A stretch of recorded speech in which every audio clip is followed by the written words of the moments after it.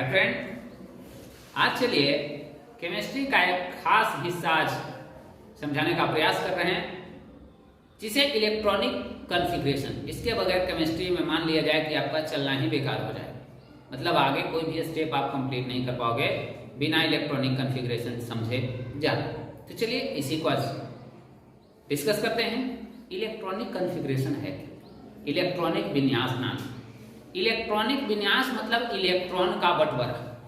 Electron का बंटवारा किसी भी एटम में किस तरह से इलेक्ट्रॉन बटा हुआ है, इसे हम समझने का प्रयास करेंगे इस इलेक्ट्रॉनिक कॉन्फ़िगरेशन। तो पहले थोड़ा हम यह समझ लेते हैं कि कोई भी एटम जो होता है वो बना कैसे होता है, उसके बाद कॉन्फ़िगरेशन के नियम, और आप आराम से बिना SPDF लंदफंद पढ़े बिल्कुल आसानी से आप 10th क्लास तक जो 20 तक पढ़ना है उसके बारे में डिटेल खूब बेहतर जान सकते हैं। कहीं कोई तकलीफ नहीं होगी। चलिए उसी को हम समझाने का प्रयास करें। देखिए, जो एटम बना होता है, शेप तो उसका बहुत सारा है, स्ट्रक्चर ऑफ एटम अलग टॉपिक बताएंगे, उसमें डिटेल देंगे। जो कोई भी एटम होता है वो 3 कण से बना होता है, इलेक्ट्रॉन, प्रोटॉन और न्यूट्रॉन। इसका जो कैसे वो रहता है, व्यवस्था उसका कैसे है, जैसे हम लोग के रहने के लिए घर में रूम चाहिए, रूम में होता है कि रूम में रहेगा बड़का या बड़की, रूम में ही रहेगा, अलग अलग होता है ना। तो उसी टाइप से इलेक्ट्रॉन, प्रोटॉन, न्यूट्रॉन का घर कैसा होता है, वो कहाँ रहता है, चलिए उसे पहले हम समझते हैं और उसके बाद फिर डिटेल समझेंगे। तो कोई भी एटम होता है उसमें एक केंद्र होता है, बीच का पार्ट, न्यूक्लियस बोलते हैं या केंद्रक। केंद्र, तो केंद्र में प्लस चार्ज होता है। केंद्र में 2 कण रहता है, एक कण का नाम है प्रोटॉन और दूसरा कण का नाम है न्यूट्रॉन। ये 2 कण केंद्र में होता है। इसके अलावा बताया कि 3 कण होता है। तो एक कण इलेक्ट्रॉन है जो बाहर चक्कर काटते रहते हैं, इसके बाहर इस तरह से ये गोल गोल ऐसे घूमते रहता है, जैसे पृथ्वी सूर्य के चारों ओर घूम रही, या कोई भी सौरमंडल का जो ग्रह उपग्रह है वो दूसरे ग्रह के चारों ओर चक्कर जो लगा रहा है। तो ये इसी तरह से ये गोल गोल घूमते रहता है इलेक्ट्रॉन, और ये कितना इलेक्ट्रॉन इस पर होगा उसी को कहा जाता है इलेक्ट्रॉनिक विन्यास या इलेक्ट्रॉनिक कॉन्फ़िगरेशन। एक कितना सेल होगा, एक सेल में कितना इलेक्ट्रॉन होगा, पहला सेल पे कितना इलेक्ट्रॉन होगा, जैसे। तो उसके लिए कुछ नियम है, उस नियम को समझिए। अभी तक जो ज्ञात इलेक्ट्रॉन एटम है, जितना एटम ज्ञात है लगभग 120, 118, कोई लिखता है कोई 120। तो जो ज्ञात एटम है उनमें 7 सेल से अधिक किसी में नहीं, यानी अधिकतम सेल की संख्या 7। जो खोली देख रहे हैं ऊपर वाला, ये 1 हुआ, इसी तरह से 2, इसको छोड़ देना है, बीच में केंद्र को नहीं गिना जाता है। इसके बाद 1, 2, इसी तरह से 3, और ऐसे घूमते घूमते कुल मिलाकर के 7 सेल होता है। सेल कितना हुआ? 7 अधिकतम। तो पहला नियम यही है कि सेल की अधिकतम, सेल की संख्या 1 से 7। अब ये कोई जरूरी नहीं है कि 7 सेल सब में हो, किसी में 1 सेल हो सकता है, किसी में 2 सेल हो सकता है, किसी में 3 सेल हो सकता है, लेकिन अधिकतम 7 सेल ही हो। तो पहला नियम यह है। अब दूसरा नियम की ओर चलते हैं। किसी एक सेल में अधिकतम 2n² इलेक्ट्रॉन रहेगा। इसका मतलब कि अगर पहला सेल है तो 2n² कहने का मतलब 2 गुना 1 के स्क्वायर।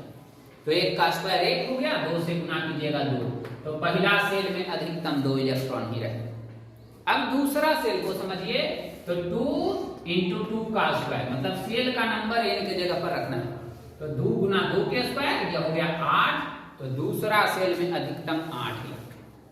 इसी तरह से तीसरा सेल में जब आप गणना करेंगे तो 2 गुना 3 के स्क्वायर, यानी 2 गुना 9, तो 18 इलेक्ट्रॉन। चौथा सेल में गणना करेंगे तो 2 गुना 4 का स्क्वायर, यानी 2 गुना 16, 32 इलेक्ट्रॉन। इसी तरह से पांचवा 2 गुना 5 का स्क्वायर, 25, वहां हो गया 50 इलेक्ट्रॉन। इसी तरह से 7 सेल तक मैक्सिमम 98 इलेक्ट्रॉन एक सेल। ये दूसरा नियम कहता है। तो ये नियम कंप्लीट हम लोग पढ़ चुके। अब तीसरा नियम यह कहता है कि जब तक अंदर वाला सेल नहीं भरता है इलेक्ट्रॉन आगे नहीं जाएगा।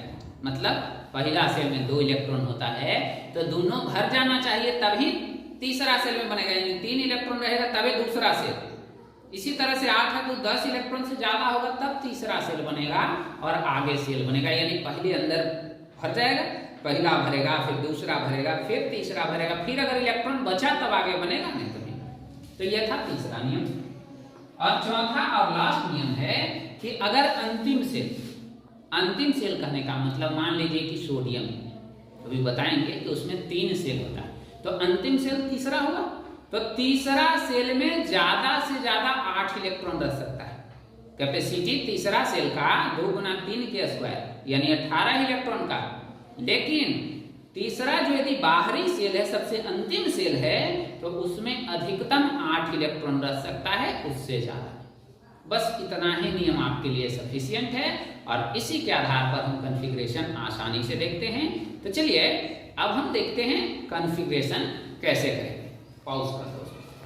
चलिए अब हम कुछ विन्यास करके देखते हैं, तब और ज्यादा ये स्पष्ट हो जाएगा। जैसे हाइड्रोजन, सबसे पहला है हाइड्रोजन, एटॉमिक नंबर 1, तो एक ही इलेक्ट्रॉन है तो एक ही सेल बनेगा। एक सेल में अधिकतम 2 इलेक्ट्रॉन रह सकता है, लेकिन यहाँ पे एक ही इलेक्ट्रॉन है तो एक ही रहेगा। तो इसका कॉन्फ़िगरेशन A और इसका स्ट्रक्चर कैसा होगा, तो यहाँ इलेक्ट्रॉन का स्ट्रक्चर इस तरह से बटा होगा, तो एक नाभिक होगा, एक सेल होगा और इस पर एक इलेक्ट्रॉन। ये हाइड्रोजन। अब हीलियम है, हीलियम में 2 इलेक्ट्रॉन, तो एक सेल 2 इलेक्ट्रॉन रख सकता है ना, बताए थे 2n² से, तो यहाँ 2 इलेक्ट्रॉन और इसी तरह का स्ट्रक्चर होगा, लेकिन वहां इस पे 2 इलेक्ट्रॉन रहेगा पहला सेल, और ये हो गया हीलियम का स्ट्रक्चर। अब है लिथियम, उसमें 3 इलेक्ट्रॉन है, तो आपको बताए कि पहला सेल में अधिकतम 2 इलेक्ट्रॉन रहेगा इस नियम के अनुसार, तो 2 इलेक्ट्रॉन पहला सेल में रह गया। अब यहाँ 3 इलेक्ट्रॉन है तो 1 इलेक्ट्रॉन बच गया ना, तो 1 इलेक्ट्रॉन जो बच गया वो अगले सेल में चला जाएगा।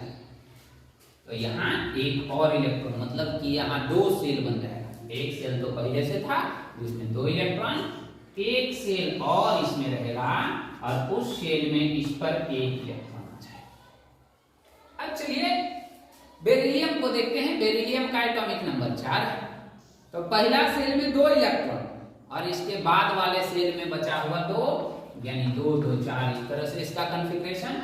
तो इसमें दूसरा सेल में 1 और इलेक्ट्रॉन हो जाए। इसी तरह से 2 3 2 4, आगे वाले का होगा 2 5 2 6 2 7 2 8। अब दूसरा सेल का कैपेसिटी क्या है, तो 2 गुना 2 के स्क्वायर यानी 8, तो दूसरा सेल भर गया, यानी ये नियॉन है, नियॉन 10। नियॉन 10 में दूसरा सेल भर गया, तब इलेक्ट्रॉन आगे की ओर जाएगा। आगे होता है सोडियम का 11, तो सोडियम में है 2 8, इतना तो रहेगा, 1 इलेक्ट्रॉन और बचा, तो वो तीसरा सेल में चला जाएगा। मतलब सोडियम के स्ट्रक्चर में एक और सेल इस तरह से रहेगा बाहर और 1 इलेक्ट्रॉन। इसके बाद मैग्नीशियम का 12 आ जाता है, 2 8 2। इसी तरह से एल्युमिनियम का 2 8 3 2 8 4। इस तरह से ये जो है 2 8 8 तक जाएगा, जो कि आर्गन का है। 2 8 8 तक जाएगा, जो कि आर्गन का है 18। अब इसके बाद 19, तो 19 में आपको बताया कि तीसरा सेल 2 गुना 3 के स्क्वायर मतलब 18 इलेक्ट्रॉन रख सकता है, तो उस आधार पर तो यहाँ 2 8 9 हो जाना चाहिए। लेकिन आगे नियम बताए कि अंतिम सेल में अधिकतम 8 ही इलेक्ट्रॉन रहेगा। जो लास्ट वाला सेल होगा उसमें 8 से अधिक इलेक्ट्रॉन नहीं रहेगा, तो ये गलत हो जाएगा। तो इसका व्यवस्था क्या होता है कि इसमें यहाँ पे 8 इलेक्ट्रॉन रह जाता है, 1 इलेक्ट्रॉन आगे चल जाता है, 1 इलेक्ट्रॉन आगे वाले में। तो ये हो गया एटॉमिक नंबर 19 का कॉन्फ़िगरेशन। अब कैल्शियम बेस, तो 2 8 8 2, यानी 19 और 20 में 4 सेल, उसके पहले वाले में 3 सेल, इसी तरह से यहाँ 1 सेल। इस तरह से इसका स्ट्रक्चर होता है। तो अगर ये वीडियो अच्छा लगा होगा तो आप लाइक जरूर करेंगे। और आपको क्लास 10 तक यही 20 एटॉमिक नंबर तक ही पढ़ना है और इसी का सारा प्रॉपर्टी, इसी पर बेस्ड आपको प्रॉपर्टी आएगा। जो पीरियोडिक टेबल पढ़ना है आपको क्लास 10th में, मॉडर्न पीरियोडिक टेबल, वो भी इसी पर बेस्ड, जो भी रहेगा वो सब इसी पर आधारित आपको पूछना। इतना से ही आपका काम चलेगा। तो कॉन्फ़िगरेशन के लिए इतना कुछ नहीं कि SPDF रटे, ये करे वो करे, उतना कुछ नहीं, सिर्फ उसको आसानी से आप समझ सकते हैं। और इसी तरह से आगे वाला टॉपिक भी फर्दर डिस्कस करेंगे, यानी वैलेंसी, सब चीज बतलाएंगे। बिल्कुल आपको कहीं पे रटना नहीं पड़ेगा, बिल्कुल आसानी से आप उसे ग्राफ कर पाएंगे। तो अगर ये वीडियो अच्छा लगा होगा तो इसे लाइक कर दोस्तों के साथ शेयर जरूर करेंगे, ताकि हमारा भी एनर्जी जो है बूस्टअप हो सके, हमें भी ऐसा लगे कि नहीं हमारे द्वारा दी गई जानकारी आपको पसंद पड़ रही है और आगे और भी जानकारी देते रहे। शेष जय हिंद, वंदे मातरम।